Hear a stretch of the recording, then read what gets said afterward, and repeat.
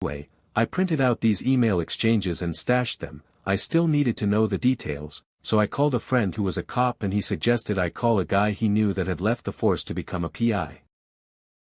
Ron was great. I paid his retainer and gave him the emails and what little I knew about my wife's activities, and he figured out exactly what she was doing. His report detailed with photos and times, dates, locations, all about how she would take the kids to her parents, then go meet this guy for lunch, then they'd go to a dumpy motel for a few hours, after which she'd pick up the kids and return home.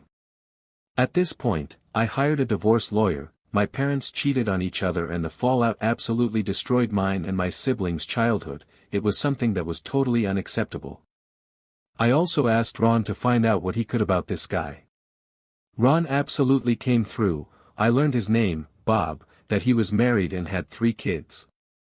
I also found out that he worked as a VP of sales for his father-in-law's business.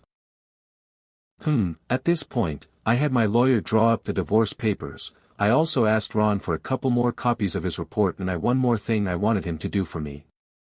On the same day I had my wife served with the divorce papers at her work. I had Ron meet with this guy's wife and show her everything he'd found out.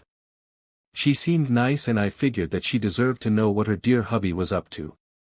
What she did with that information was up to her. Part 2 posted on this account.